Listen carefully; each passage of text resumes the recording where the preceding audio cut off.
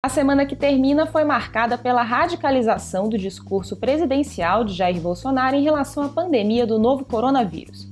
Em um pronunciamento em rede nacional, o presidente contrariou recomendações de autoridades sanitárias do mundo todo e foi na contramão de medidas adotadas por líderes de diversos países para lidar com o expressivo aumento de casos da doença. Mais uma vez, Bolsonaro minimizou os efeitos da pandemia, que atinge 500 mil de pessoas em todo o mundo e já causou mais de 25 mil mortes. Ele pediu que a população volte à normalidade e atacou governadores por implementarem medidas de quarentena e distanciamento social em seus estados. O pronunciamento foi recebido por panelaços em grandes cidades. Esse tipo de manifestação contra Bolsonaro vem ocorrendo diariamente há mais de uma semana. O Nexo mostrou como a atitude de Bolsonaro foi condenada também por políticos e autoridades sanitárias de todo o país.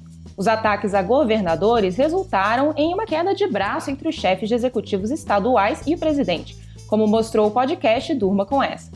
A necessidade de ações de isolamento para diminuir o impacto da pandemia na saúde pública nesse momento é praticamente consenso na comunidade médica e faz parte da estratégia de combate à doença em vários lugares do país por iniciativa de governantes locais. A ideia é evitar que haja muitas contaminações num curto espaço de tempo, algo que pode colapsar os sistemas de saúde. Alguns governadores, como os de Rondônia e Santa Catarina, seguiram a recomendação de Bolsonaro e anunciaram que vão permitir a abertura parcial do comércio e outras atividades nos próximos dias. No Brasil, o número de casos confirmados e de vítimas do novo coronavírus aumentou significativamente na última semana. Há hoje mais de 3.400 casos registrados e cerca de 90 mortes, a maioria em São Paulo. A expectativa do Ministério da Saúde é que esses números cresçam nas próximas semanas, que abril seja um mês crítico. A maior parte das vítimas fatais é formada por pessoas dos grupos de risco, que têm mais de 60 anos ou doenças crônicas. Mas em todo o mundo, o número de pacientes com menos de 50 anos hospitalizados é considerável. O Camilo Rocha mostrou aqui no Nexo por que os mais jovens também devem se preocupar com o vírus. Em sintonia com o pronunciamento de Bolsonaro, o governo federal lançou uma campanha que diz que o Brasil não pode parar, priorizando os impactos econômicos de medidas de distanciamento da população em detrimento dos riscos da pandemia para a saúde pública. Um discurso similar foi usado há cerca de um mês na Itália. Desde então, o número de casos da doença subiu de cerca de 600 para 80 mil no país europeu. Hoje, a Itália concentra o maior número de mortes pelo coronavírus no mundo, cerca de 9 mil.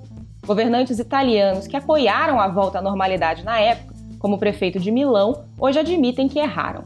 Medidas de isolamento já atingem 1/3 da população mundial, como mostrou aqui no Nexo João Paulo Charlot. Esse marco foi alcançado com a decisão da Índia de iniciar uma quarentena. Também esta semana, o Japão e o Comitê Olímpico Internacional anunciaram que a Olimpíada de Tóquio será adiada para 2021 por causa da pandemia. Em todo o mundo, governos estão agindo com medidas de estímulo para tentar minimizar os efeitos financeiros da crise. O Marcelo Rubissec contou o que está incluído no pacote de $2 trilhões anunciado pelo governo americano. No Brasil, entre ações para aumentar a liquidez da economia, a Câmara aprovou a criação de uma renda básica de R$ 600 para trabalhadores informais.